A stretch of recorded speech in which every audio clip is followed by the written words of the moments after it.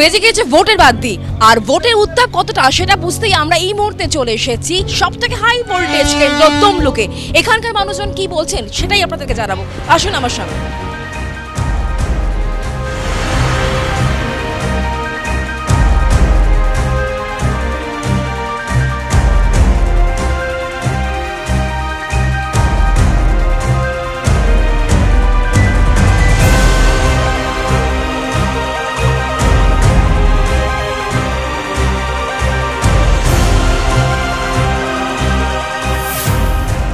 নমস্কার, দেখছেন জি 24 ঘন্টা লোকসভা লোকাল নিয়ে আজ আপনাদের সঙ্গে রয়েছি আমি শুক্লা। ভোটের উত্তাপ ঠিক কতটা সেটা বুঝতেই আজকে আমরা এবঙ্গের এমন একটি লোকসভা কেন্দ্রে এসে উপস্থিত হচ্ছি যেটাকে বলা হয় যে হাই ভোল্টেজ কেন্দ্র। কেন? কারণ নামটা হচ্ছে তমলুক।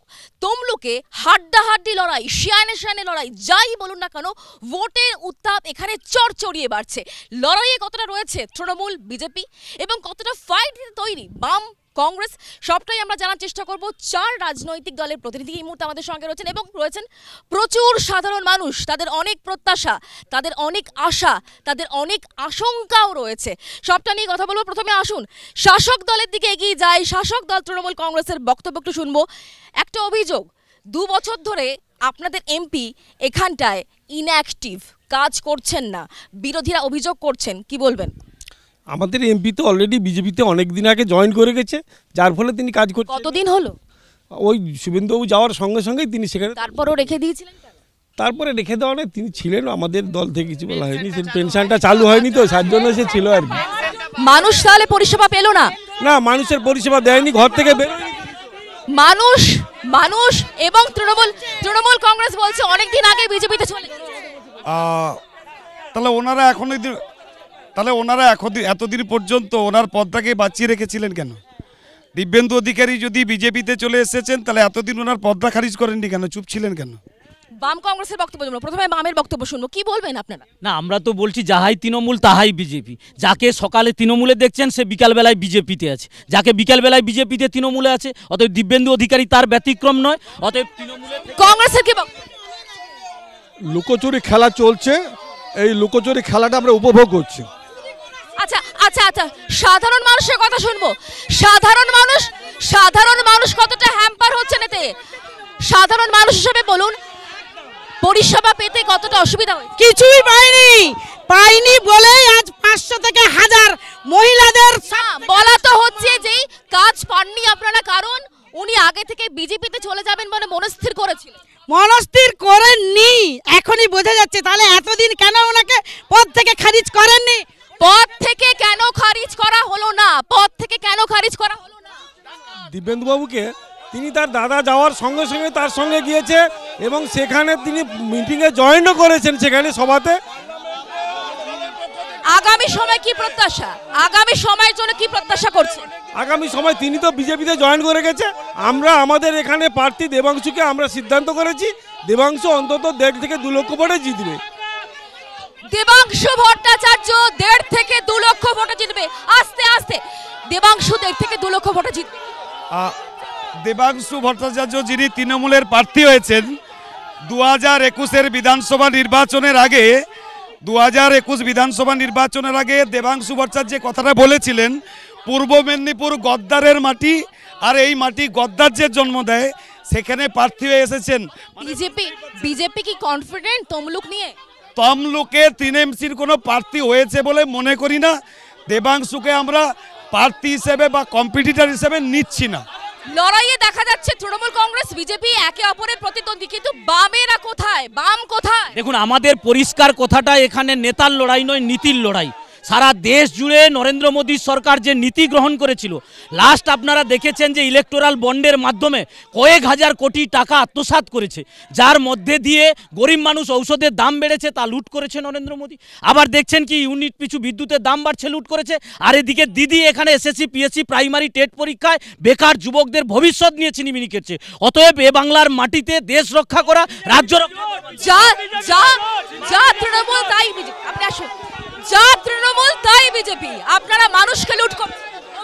যত নির্বাচন হচ্ছে আমরা দেখেছি সিপিএম, বিজেপি, কংগ্রেস একসঙ্গে লড়েছে, আমরা আলাদাভাবে লড়েছি। সমস্ত সমবায় থেকে আরম্ভ করে যেখানে যেখানে নির্বাচন হয়েছে ওরা একসঙ্গেই লড়ছে। সবাই একসঙ্গে আচ্ছা অভিযোগ কি অভিযোগ আমি আসবো আচ্ছা মহিলা হয়ে একটু জিজ্ঞাসা করছি যে মমতা বন্দ্যোপাধ্যায় মহিলাদের জন্য একাধিক প্রকল্প এনেছেন সেগুলো সুবিধা কি আপনারা পাচ্ছেন না কোনো কিছু বিনিময় নয়, শুধু চুরি, শুধু খাদান তৈরি করেছে। আর উনি প্রত্যেকটা নির্বাচনের আগেই পা ভেঙে ফেলছে, মাথা ভেঙে ফেলছে। মানে উনার এত অভিনয়, উনি মহিলাদের অযোগ্য। উনি মহিলাদের জন্য ভীষণ সন্দেশখালিতে কি করেছে, সন্দেশখালিতে মহিলাদের জন্য কি করেছে উনি মহিলা মুখ্যমন্ত্রী কিন্তু মহিলাদের জন্য কিছু করেননি। মহিলা মুখ্যমন্ত্রী কি করেছেন বলছেন ওরা তৃণমূলের বাজারে মহিলারা প্রাধান্য পেয়েছেন সব দিক থেকে। সন্দেশখালিতে কথা বলছি ওরা সন্দেশখালি মহিলারা কাজ ছেড়ে ভাড়া করে গুন্ডা মহিলাদেরকে নিয়েছে ক্যানিং থেকে। সন্দেশখালি নিয়ে কি বলবেন? সন্দেশখালি শুধু খালি সন্দেশ আছে। আমি দেবকুমারকে নিয়ে কথা বলতে বলেন, ওদের প্রার্থী কথা কাকে নিয়ে জিতবে ওরা প্রার্থী করে প্রার্থীর সঙ্গে কথা হচ্ছে। মানুষ বলছেন যে সন্দেশখালিতে শুধু খালি, কোনো সবটাই পুরোটাই গল্প। সন্দেশখালিতে তো ওনারা থাকেন না, তাহলে টিভির মাধ্যমে আপনাদের চ্যানেলরাই দেখিয়েছে, তাহলে আপনারা মিথ্যে বলছেন? আপনাদের চ্যানেলরাই দেখিয়েছে সেখানকার মানুষ মায়েদের দুর্দশার কথা, তাহলে তা দেখার পরে যারা ওই কথা বলছেন তারা যে পুরো মিথ্যাচার করছেন এটা পরিষ্কার। আপনি বলুন, কংগ্রেসের বক্তব্য জানবো ঠিক কি চলছে এ রাজ্যে। যখন ভোটের ইস্যুতে সন্দেশখালি খুব গুরুত্বপূর্ণ জায়গা পাচ্ছে, তখন শাসকদল বলছে পুরোটা ভাঁওতা, আসলে সবটা মিথ্যা। বিজেপি বলছে যা দেখানো হচ্ছে সংবাদ মাধ্যমে, তাহলে কি সেটা কি ভুল? সংবাদ মাধ্যমে সব দেশবাসী দেখতে পাচ্ছে কি হচ্ছে, সবাই জানতে পারছে। আপনাদের দেওয়া তথ্য থেকে বোঝা যাচ্ছে একটা ঘোটালা হয়েছে, চাপা দেওয়ার চেষ্টা করে লাভ নেই, এবং এইভাবে একটা চাপা দেওয়ার চেষ্টা করে ভোটটাকে পার করার চেষ্টা। এই দুর্নীতিগুলোর বিরুদ্ধে আমাদের প্রতিবাদ আছে, থাকবে। এই দুর্নীতির বিরুদ্ধে লড়াই করতে গেলে আমাদের আচ্ছা দুর্নীতির বিরুদ্ধে লড়াই চলবে, কিন্তু সাধারণ মানুষ তারা কি চাইছেন? শুধুমাত্র তমলুক নিয়ে যদি জিজ্ঞাসা করি, তমলুকের মানুষ হিসাবে কি অসুবিধা? তমলুকের মানুষ হিসাবে বিগত 2 বছরে তৃণমূলের সাংসদ এখানে থাকা সত্ত্বেও মানুষের জন্য কিছু করেনি। তাকেই তো আপনারা আবার সাদরে গ্রহণ করছেন।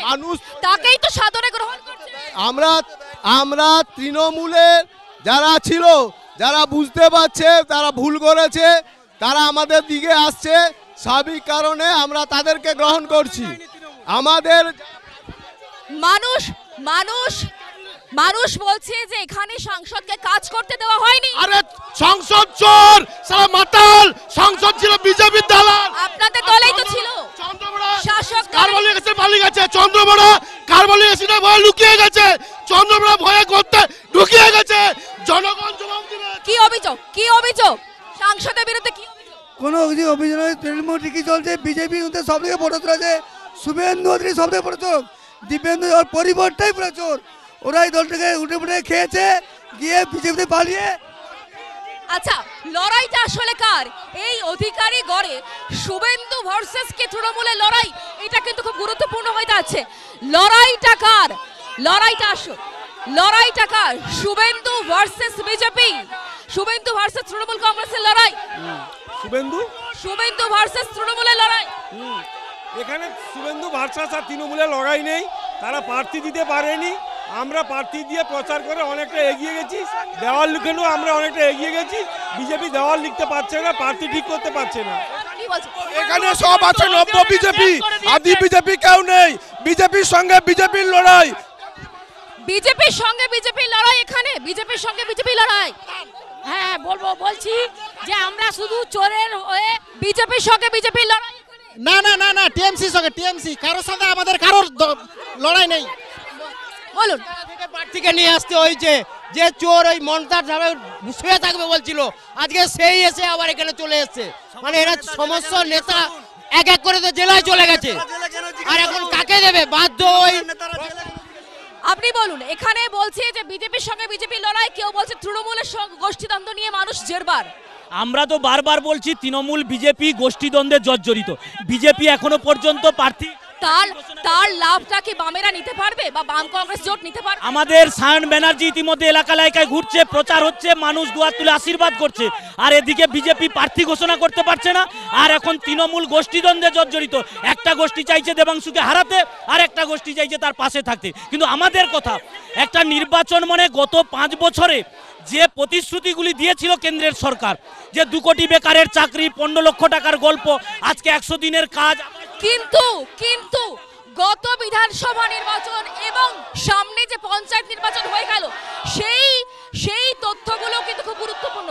আপনার কাছে আসবো, লাস্ট যে বিধানসভা ইলেকশন গেল, তৃণমূল ভার্সেস বিজেপির লড়াইয়ে আমরা দেখেছি 7টা বিধানসভার মধ্যে 3খানায় কিন্তু বিজেপির দখল।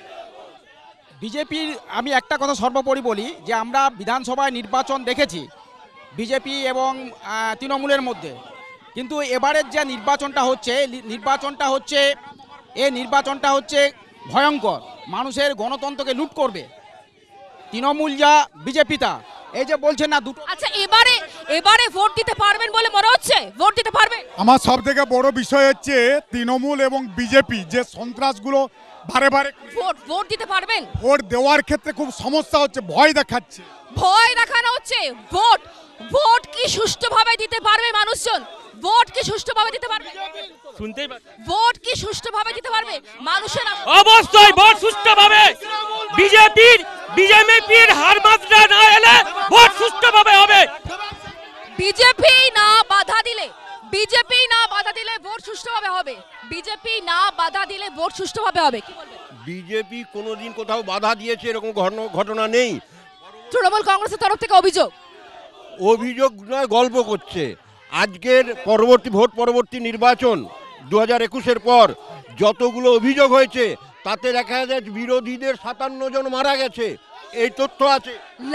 লাস্ট পঞ্চায়েত ইলেকশনের মতো হবে না তো? পঞ্চায়েত ইলেকশনের মতো হবে না? পঞ্চায়েত ইলেকশনের মতো যাতে না হয়, যে কারণেই কেন্দ্রীয় নির্বাচন কমিশনার তারা সর্বরকম ব্যবস্থা নিয়েছেন। ওনারা ছাপ্পা করে জেতা ছাড়া উপায় নেই, যে কারণে এইসব কথাগুলো বিজেপির নামে বলছেন। সত্যি কথা বলতে কি, তৃণমূলের আমাদের এই মহিষাদলে লোকসভাতে তৃণমূল কোনো ফ্যাক্টের মধ্যেই নেই।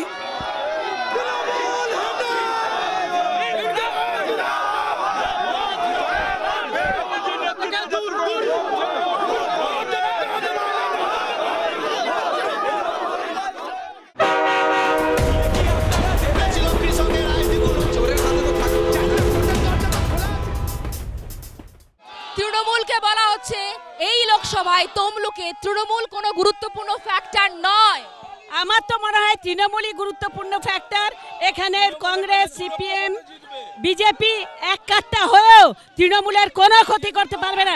একমাত্র বেঈমান শুভেন্দুর গড় তারপরে এতটা কনফিডেন্ট কি করে? বিজেপি এখনো ক্যান্ডিডেট ঠিক করতে পারছে না। বিজেপিকে নিজেদের মধ্যে আদি এবং নব্য বিজেপির অস্তিত্ব আস্তে আস্তে হারিয়ে যাচ্ছে। মহিষাদলে এমন উন্নয়ন হয়েছে, বিজেপির অস্তিত্ব আস্তে আস্তে হারিয়ে যাচ্ছে। কত ভোটে বিজেপি জিতবে? কত ভোটে?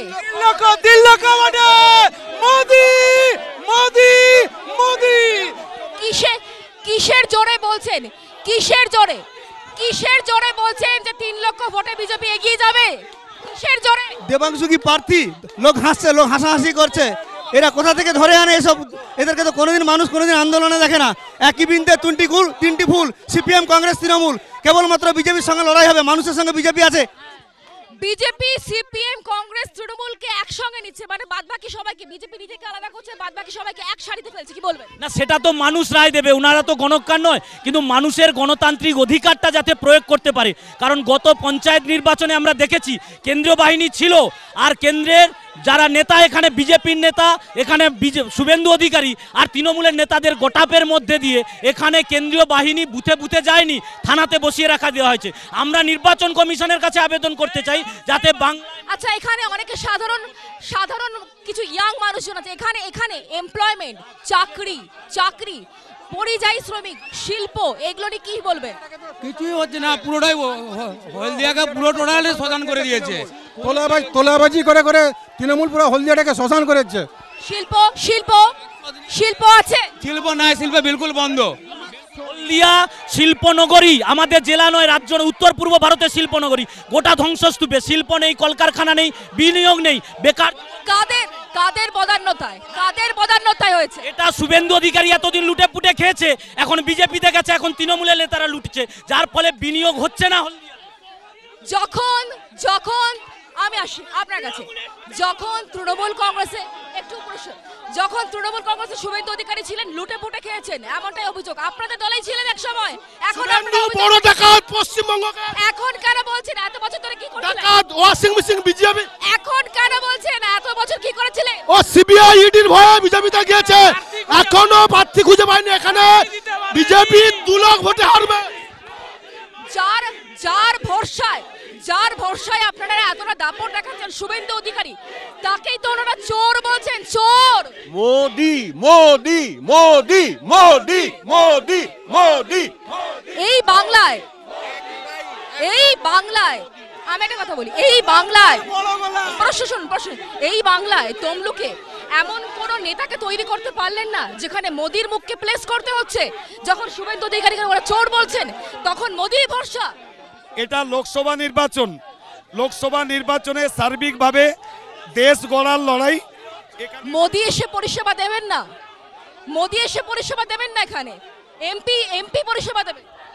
আমরা যাকে এমপি হিসেবে এখানে আমরা চয়েস করব, অবশ্যই তিনি মোদির রিপ্রেজেন্টেটিভ হিসেবে কাজ করবেন। আর সর্বতোভাবে আমরা ভারতীয় জনতা পার্টি, আমরা মোদিজির আদর্শকে নিয়ে চলি এবং একজন মহান নেতা, বিশ্ব নেতা, যে কারণে তার মুখ দেখে স্বাভাবিকভাবেই আমরা ভোটটা চাইতে যাব প্রার্থীকে সামনে রেখে।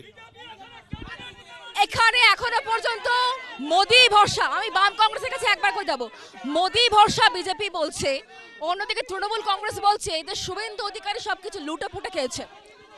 শুভেন্দু অধিকারী তো লুটে পুটে খেয়েছে, সে তৃণমূলে যখন ছিল তখনও লুটে পুটে খেয়েছে, বিজেপিতে গিয়েছে ওখানে লুটে পুটে খাবে।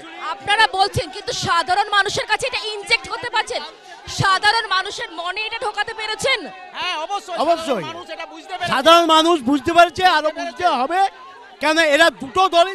সাধারণ মানুষ বুঝেছে কি বুঝেনি সেটা আমরা বুঝতে পারবো 4 জুন, কারণ মানুষের আদালতে মানুষই সওয়াল জবাব করবে আর রায় দান করবে জনতাই। আর তার জন্য অবশ্যই নজর রাখতে হবে 4 জুন ঠিকই হয়।